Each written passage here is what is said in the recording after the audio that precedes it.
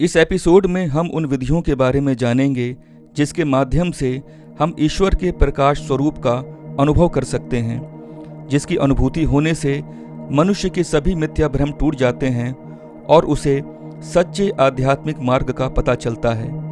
हमारा जन्म क्यों हुआ, हमारा सच्चा स्वरूप आखिर क्या है, इसका हमें अनुभव हो जाता है। बिना अनुभव के कोई भी मनुष्य आध्यात्मिक नहीं हो सकता, क्योंकि बिना अनुभव के मन शंका पैदा करता है और जीवात्मा को आध्यात्मिक मार्ग से पीछे की तरफ धकेल देता है। अनुभव होने से मनुष्य में आत्मविश्वास उत्पन्न होता है और वो ये जान लेता है कि मैं सही मार्ग पर हूँ। अनुभव की आध्यात्मिक विधियाँ। इसके लिए सर्वप्रथम आपको एकांत में सुखासन पर बैठ जाना है। ब्रह्म मुहूर्त का समय सबसे उपयुक्त माना गया है, क्योंकि उस समय वातावरण में शांति होती है और मन जल्दी एकाग्र हो जाता है।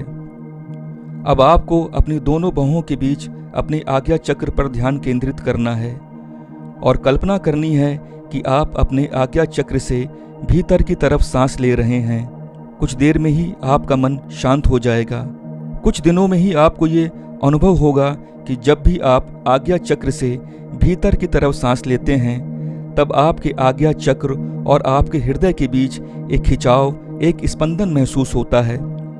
दरअसल आपके आज्ञा चक्र और हृदय के बीच एक सूक्ष्म मार्ग होता है। आज्ञा चक्र को तीसरा नेत्र, शिव नेत्र, तीसरा तिल और गुरुद्वारा भी कहा गया है। गुरुद्वारा इसलिए क्योंकि हम अपने तीसरे नेत्र, जिसे आज्ञा चक्र भी कहते हैं, इसी के माध्यम से सूक्ष्म जगत से जुड़ते हैं और सूक्ष्म जगत का यही रास्ता हमें ईश्वर के परम धाम में लेकर जाता है, जो कि हमारा हृदय स्थान है। हृदय स्थान इसलिए क्योंकि एक मंदिर वो है जो मनुष्य ने बनाया है और जो बाहर की ओर है, जिसे हम अपने इन दोनों प्राकृत नेत्रों द्वारा देखते हैं और जिसको हम अपने तीसरे नेत्र अथवा आज्ञा चक्र के माध्यम से देखते हैं। वो मंदिर ईश्वर ने स्वयं बनाया है और जिसकी उपस्थिति हमारे हृदय स्थान में है, जहाँ पर बैठकर परमपिता परमेश्वर सभी के भीतर अपने प्रकाश रूप में वास करते हैं। ये एक बहुत शक्तिशाली विधि है जिसका अनुभव आप खुद करेंगे। सूक्ष्म नाद ध्यान विधि। शांत जगह बैठ जाएं, आंखें बंद करें, कुछ मिनट श्वास पर ध्यान केंद्रित करें, फिर अपने भीतर उठती सूक्ष्म ध्वनि को सुनने का प्रयास करें। ये आत्मा की आवाज़ है।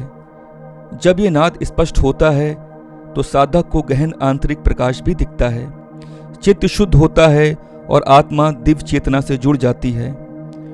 ध्वनि सुनने से जैसे जैसे मन शुद्ध होगा, वैसे वैसे प्रकाश अनुभव में आने लगेगा।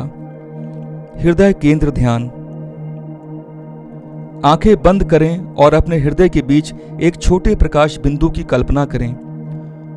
कल्पना करें कि वो प्रकाश धीरे धीरे बढ़ रहा है और पूरे शरीर और आसपास के वातावरण को भर रहा है।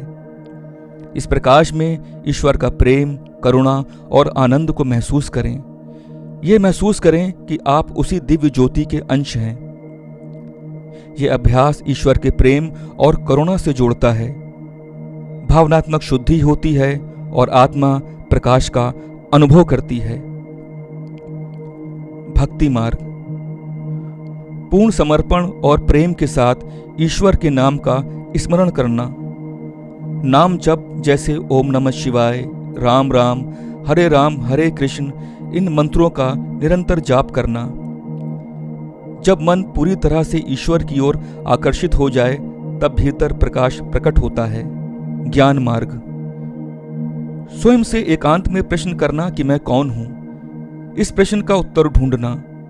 जब आत्मा की पहचान होती है, तब ईश्वर का प्रकाश प्रकट होता है। वेदांत का अध्ययन, उपनिषद, भगवद गीता जैसे ग्रंथों के गहन अध्ययन से भी सत्य की जानकारी प्राप्त होती है। जब ये समझ आ जाए कि आत्मा और परमात्मा एक ही हैं, तब भीतर की ज्योति जलती है।